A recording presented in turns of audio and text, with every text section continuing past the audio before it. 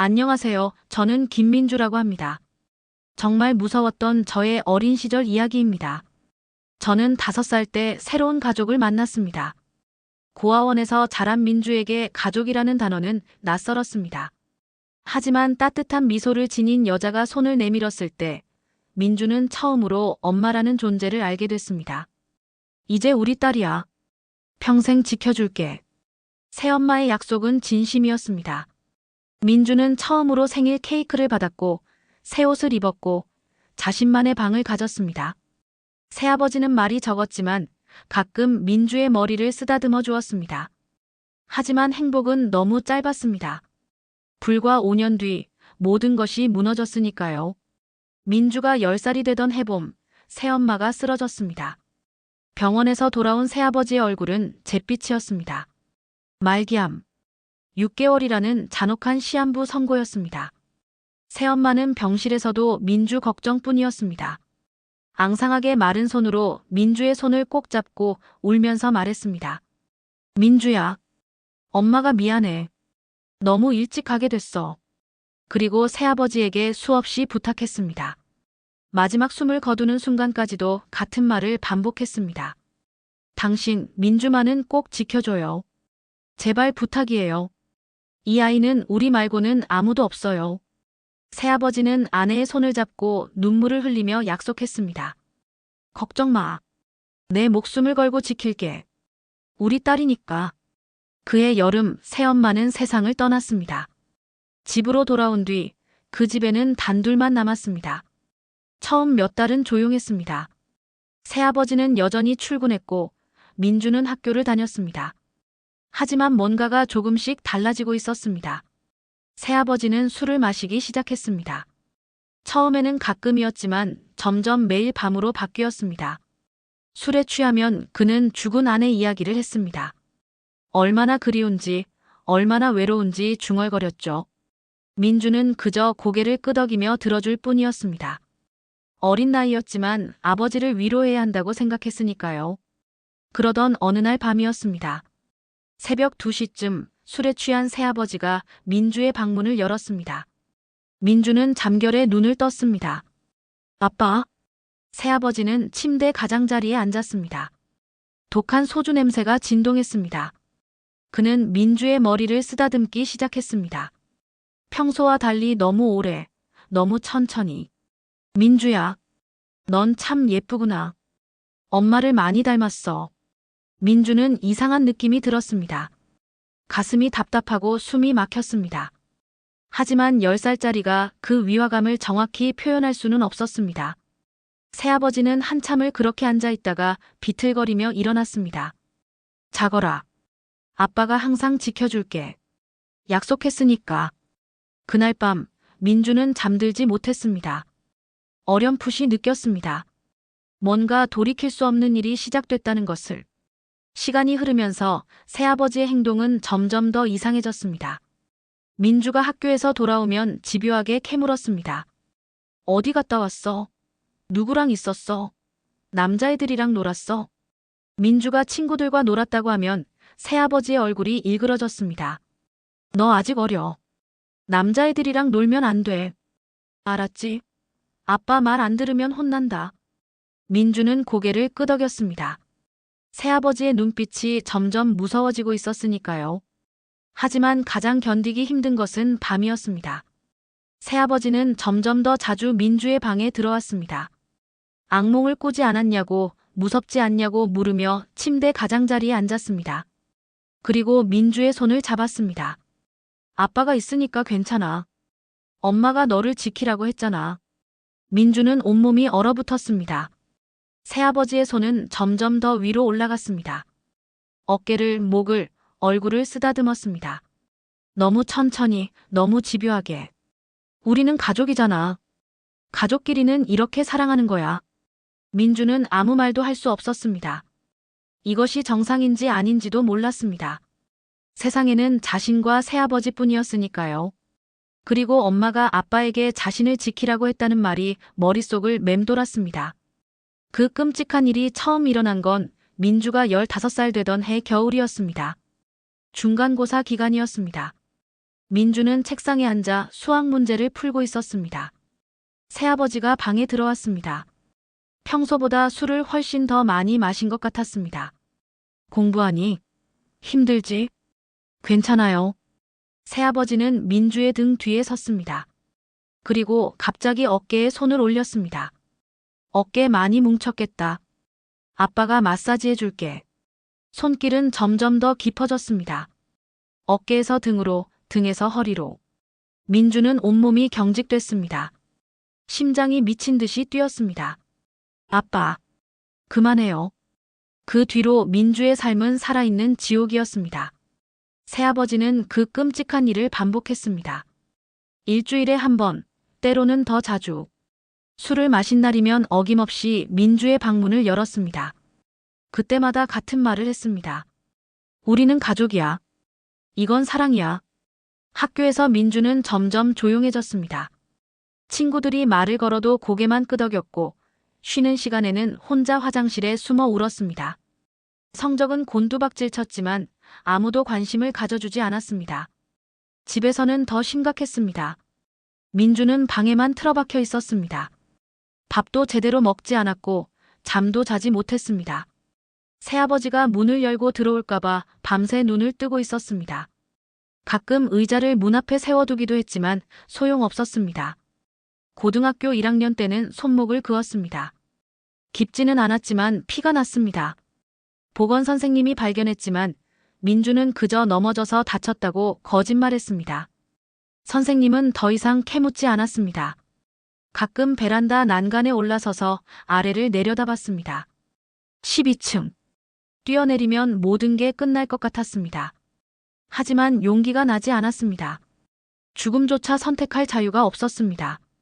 고등학교를 졸업한 뒤 민주는 집을 나왔습니다. 독립하고 싶어요. 이제 어른이니까요. 결국 새아버지는 마지못해 허락했습니다. 대신 조건을 달았습니다. 일주일에 한 번은 집에 와. 아빠 혼자 밥 먹기 싫으니까.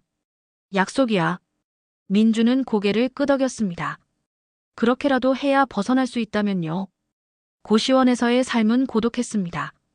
친구도 없었고 연애는 상상조차 할 수 없었습니다. 남자들이 가까이 오면 온몸이 얼어붙었습니다.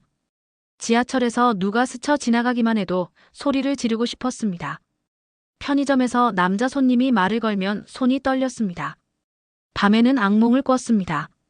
새아버지가 문을 열고 들어오는 꿈, 도망치려 해도 다리가 움직이지 않는 꿈, 비명을 지르려 해도 목소리가 나오지 않는 꿈. 비명을 지르며 깨어나면 온몸이 땀에 젖어 있었고 옆방 사람이 벽을 쾅쾅 두드렸습니다. 병원에 가야 한다는 걸 알았습니다. 정신과 치료가 필요하다는 것도 알았습니다. 하지만 돈이 없었습니다. 건강보험도 제대로 안 됐고 정신과 치료는 사치였습니다. 그래서 그냥 참았습니다. 견뎠습니다. 하루하루를 버텼습니다. 새아버지는 일주일에 2~3번씩 전화를 걸었습니다. 민주야, 언제 올 거야? 아빠가 많이 보고 싶은데. 처음에는 최대한 피했습니다. 아프다고, 일이 바쁘다고, 친구를 만난다고 핑계를 댔습니다. 하지만 새아버지는 집요했습니다. 전화는 점점 더 자주 왔고 문자 메시지는 점점 더 길어졌습니다. 너 아빠를 버리는 거니? 배은망덕하게. 그해 추석이었습니다. 민주는 오랜만에 집을 찾았습니다. 새아버지는 반가워하며 음식을 차렸습니다. 전도 부치고 나물도 무쳤습니다. 엄마가 해주던 방식 그대로였습니다. 오랜만이네, 민주야. 어서 앉아서 밥 먹자. 식사는 조용했습니다. 두 사람 모두 할 말이 없었습니다. 그저 젓가락질 소리와 TV 소리만 들렸습니다. 식사 후 새아버지가 소주를 꺼냈습니다. 오늘은 명절인데 한잔하자. 민주야, 너도 이제 30인데 술 한잔 괜찮지? 민주는 거절하고 싶었지만 그럴 수 없었습니다. 새아버지의 눈빛이 예전 그 모습을 떠올리게 했으니까요. 술을 마시면서 새아버지는 옛날 이야기를 꺼냈습니다. 민주야, 너 기억나니? 5살 때 처음 왔을 때. 그때 넌 정말 작고 말랐더라. 엄마가 얼마나 좋아했는지 몰라. 민주는 고개를 끄덕였습니다. 너 알아? 사실 나는 입양 반대했었어. 솔직히 남의 자식 키우기 싫었거든. 근데 엄마가 너무 원해서 어쩔 수 없이. 민주의 손이 멈췄습니다. 술잔을 들고 있던 손이 미세하게 떨렸습니다. 그래도 키워줬잖아. 나 아니었으면 너 어떻게 됐겠어? 고아원에서 평생 썩었겠지. 그러니까 나한테 감사해야 돼. 알겠어. 새아버지의 목소리가 점점 커졌습니다. 소주를 들이키더니 민주를 빤히 쳐다봤습니다. 내가 너를 얼마나 사랑했는지 알아? 얼마나 아꼈는지. 그 순간 뭔가가 툭 하고 끊어지는 소리가 들렸습니다. 민주의 안에서 오랫동안 꾹꾹 눌러 참아왔던 무언가가 터져버렸습니다. 사랑이요? 민주의 목소리는 떨리고 있었습니다. 하지만 이번에는 공포 때문이 아니었습니다. 그게 사랑이었어요? 새아버지는 멈칫했습니다. 술에 취한 눈으로 민주를 쳐다봤습니다. 무슨 소리야, 민주야? 아빠가 나한테 한 짓들. 그게 사랑이었냐고요? 민주의 목소리가 커졌습니다. 생전 처음으로 소리를 질렀습니다. 새아버지의 얼굴이 굳어졌습니다.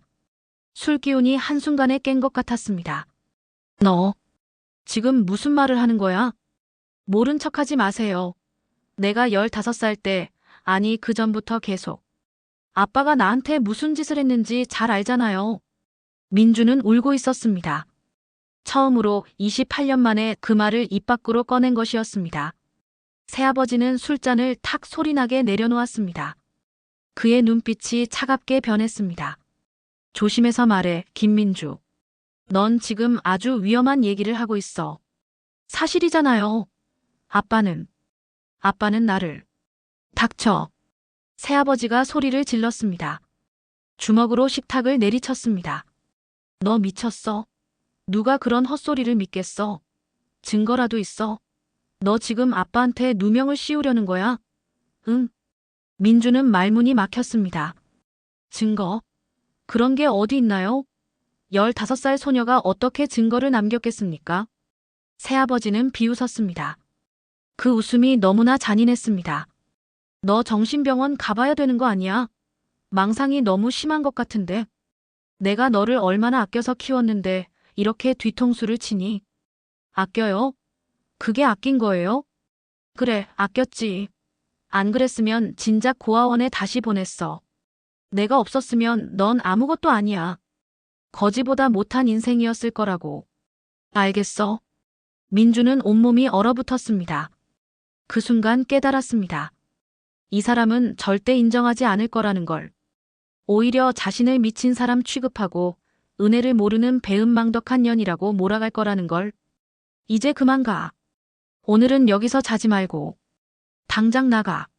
새아버지는 돌아서서 안방으로 들어갔습니다. 문을 쾅 닫는 소리가 둔탁하게 울렸습니다. 민주는 한참을 그대로 서 있었습니다. 그리고 천천히 현관문을 나섰습니다. 계단을 내려가면서 눈제 시도지게 속물이 멈추지 않았습니다. 하지만 이상했습니다. 슬픔보다는 분노가 더 컸습니다. 처음 느껴보는 감정이었습니다. 고시원으로 돌아온 민주는 잠들지 못했습니다.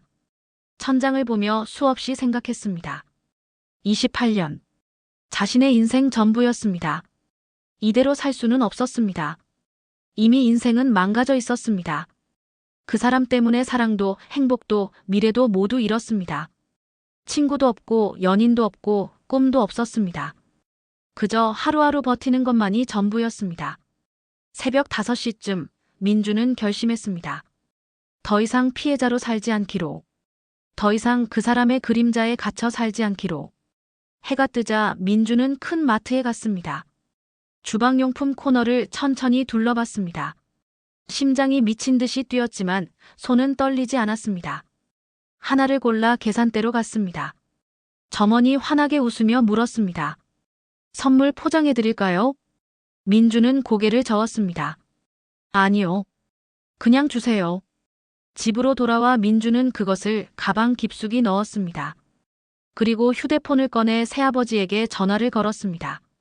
3번의 신호음 끝에 새아버지가 받았습니다. 왜? 목소리가 여전히 차가웠습니다.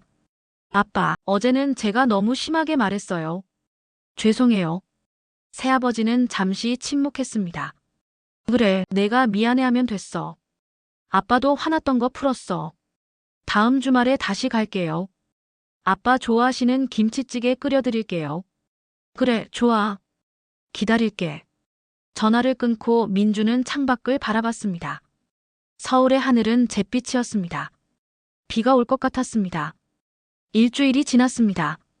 민주는 그 일주일 동안 편의점에서 평소처럼 일했습니다. 웃지도 울지도 않았습니다. 그저 로봇처럼 움직였습니다. 동료가 괜찮냐고 물었지만 민주는 고개만 끄덕였습니다. 토요일 저녁 민주는 가방을 메고 집을 나섰습니다. 지하철을 타고 1시간, 버스를 타고 20분. 익숙한 그 동네에 도착했습니다. 새아버지는 현관문을 열고 반갑게 맞아줬습니다. 어제의 일은 정말로 없었던 것처럼. 왔구나, 민주야. 어서 들어와. 네, 아빠. 민주는 부엌으로 가서 저녁 준비를 시작했습니다. 손이 떨렸습니다. 칼질을 하다가 손가락을 베일 뻔했습니다. 조심해. 다치면 어떡해. 새아버지가 걱정하는 척 말했습니다. 민주는 아무 대답도 하지 않았습니다. 저녁을 먹으면서 새아버지는 기분이 좋아 보였습니다. 김치찌개를 한 그릇 비우고 소주도 한 병 마셨습니다. 역시 내가 해주는 밥이 제일 맛있어. 시집 가서도 이렇게 잘해주면 남편이 좋아하겠다. 네. 식사 후 설거지를 하면서 민주는 거실에 놓인 가방을 쳐다봤습니다. 그 안에 들어있는 것을 생각하니 숨이 막혔습니다. 하지만 돌아갈 수 없었습니다. 이미 너무 멀리 왔습니다. 아니, 너무 오래 참았습니다. 밤 10시쯤 새아버지는 거실 소파에서 TV를 보다가 졸기 시작했습니다. 술 때문인지 금방 깊은 잠에 빠졌습니다. 코를 골기 시작했습니다. 민주는 설거지를 끝내고 천천히 거실로 나왔습니다. 가방을 들고 소파 옆으로 다가갔습니다. 그리고 멈췄습니다. 잠든 새아버지의 얼굴을 보니 돌아가신 새엄마가 떠올랐습니다. 민주만은 꼭 지켜달라고 했던 그 마지막 말이. 병실에서 앙상한 손으로 남편의 손을 잡고 눈물을 흘리던 모습이. 하지만 새아버지는 그 약속을 지키지 않았습니다. 아니, 가장 잔인하고 끔찍한 방식으로 배신했습니다. 지키는 척하면서 파괴했습니다. 민주는 눈을 감았습니다. 숨을 깊게 들이마셨습니다. 그리고 가방에서 그것을 꺼냈습니다. 차가운 손잡이가 손에 닿는 순간 모든 것이 선명해졌습니다. 15살 때의 그 밤, 비명조차 지르지 못했던 그 순간들, 아무에게도 말하지 못하고 삼켜야 했던 고통들. 28년치의 분노가 손끝에서 타올랐습니다. 다음 날 아침 7시 30분쯤이었습니다. 옆집 아주머니가 이상한 소리에 잠에서 깼습니다. 둔탁한 소리, 무언가 떨어지는 소리, 그리고 낮은 신음소리. 처음에는 가구를 옮기나 보다 했습니다. 하지만 소리가 계속됐습니다. 그리고 비명 같은 것도 희미하게 들렸습니다. 아주머니는 불안해서 문을 두드렸습니다. 거기 괜찮으세요? 무슨 일 있어요? 대답이 없었습니다. 그저 침묵만이 흘렀습니다. 아주머니는 심상치 않다고 느끼고 112에 신고했습니다. 경찰이 도착했을 때는 이미 모든 것이 끝난 뒤였습니다. 현관문은 잠겨 있지 않았습니다. 노크를 해도 대답이 없자 경찰은 문을 열었습니다. 거실에는 이상한 냄새가 났습니다. 철비린내였습니다. 경찰관들은 그 장면을 보고 경악했습니다. 새아버지는 소파에 그대로 있었습니다. 더 이상 움직이지 않았습니다. 하얗게 센 머리에는 핏자국이 여기저기 묻어 있었습니다. 그리고 바닥에는 30살의 여자가 주저앉아 있었습니다.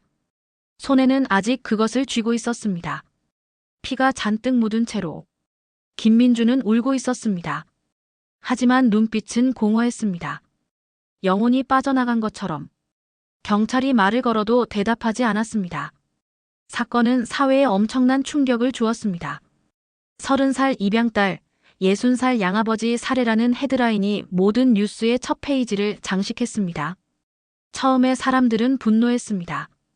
자신을 키워준 아버지를 죽이다니 얼마나 배은망덕하고 잔인한가.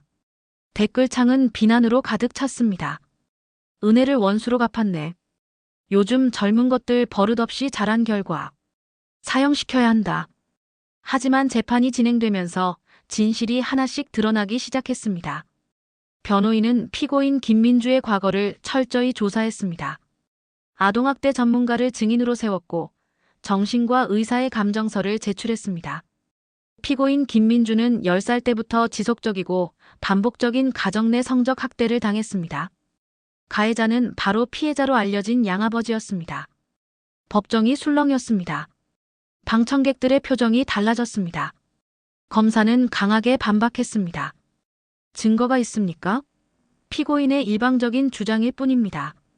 죽은 사람은 반박할 수도 없습니다. 변호인은 차분하게 답했습니다. 피고인의 정신과 치료 기록이 있습니다. 체포 직후부터 현재까지 치료를 받으면서 작성된 상담 일지를 제출합니다. 전형적인 장기 성폭력 피해자의 증상을 보이고 있습니다. 외상 후 스트레스 장애, 심한 해리 증상, 대인 기피증, 공황장애, 우울증. 그리고 김민주가 증인석에 섰습니다. 처음에는 아무 말도 하지 못했습니다. 떨리는 손으로 물컵을 잡았다가 놓쳤습니다. 물이 쏟아졌습니다. 판사가 부드럽게 말했습니다. 천천히 하셔도 됩니다. 민주는 눈을 감았습니다. 그리고 입을 열었습니다. 저는 15살 때 처음 그 일을 당했어요. 목소리가 떨렸습니다. 그 전부터 10살 때부터 이상한 행동들이 있었어요. 방에 들어와서 너무 오래 만지고 이상한 말들을 하고. 법정은 조용했습니다. 모두가 숨을 죽이고 들었습니다. 누구에게도 말할 수 없었어요. 말하면 다시 고아원에 간다고 했거든요. 그리고 누가 믿어줄 것 같았어요? 저는 그냥 입양된 아이였으니까. 민주는 울었습니다. 저는 그냥 평범하게 살고 싶었어요. 친구도 사귀고 연애도 하고 결혼도 하고. 근데 그 사람이 모든 걸 빼앗아갔어요. 제 인생을, 제 미래를, 제 모든 것을. 방청석에서 흐느끼는 소리가 들렸습니다. 검사는 여전히 냉정했습니다. 그렇다고 해도 살인은 정당화될 수 없습니다. 법이 있습니다. 경찰에 신고할 수 있었습니다. 민주가 처음으로 검사를 똑바로 쳐다봤습니다. 신고요? 28년이 지났는데요. 증거도 없는데요. 누가 믿어줄까요? 검사님은 믿으세요? 검사는 입을 다물었습니다. 변호인이 말했습니다. 이것이 성폭력 피해자들의 현실입니다.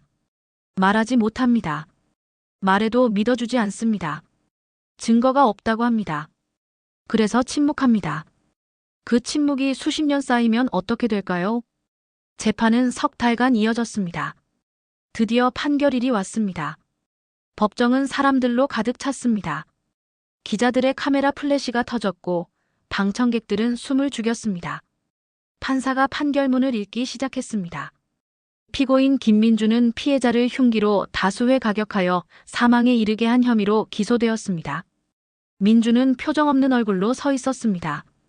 재판부는 모든 증거와 증언을 신중히 검토했습니다. 피고인이 주장하는 성적 학대에 대해서는 직접적인 물적 증거가 부족합니다. 하지만 판사는 잠시 멈췄습니다. 피고인의 일관된 진술, 정신과 치료 기록, 심리 감정 결과, 그리고 피고인의 생활 패턴과 대인관계 양상을 종합해 볼 때 장기간의 학대가 있었을 상당한 개연성이 인정됩니다. 하지만 범행 당시 피고인에게 급박한 위험이 있었다고 보기는 어렵습니다. 따라서 정당방위나 긴급 피난을 인정하기는 곤란합니다. 민주의 어깨가 축 처졌습니다. 다만 재판부는 피고인이 겪었을 극심한 심리적 고통과 만성적 트라우마를 충분히 고려했습니다. 또한 계획적 범행이라기보다는 누적된 심리적 압박 상태에서 발생한 것으로 판단됩니다. 판사는 천천히 말했습니다. 피고인 김민주를 징역 7년에 처합니다. 이 사건이 우리 사회에 경종을 울렸습니다. 더 이상 침묵하는 피해자가 없기를, 더 이상 외면하는 사회가 아니기를 간절히 바랍니다. 여러분, 오늘의 이야기는 여기까지입니다. 만약 여러분이나 주변에 도움이 필요한 분이 계시다면 주저하지 마시고 손을 내밀어 주세요. 머무는 시간 편안하셨길 바라며 남은 시간도 행복한 시간 되세요. 구독과 좋아요는 사랑입니다.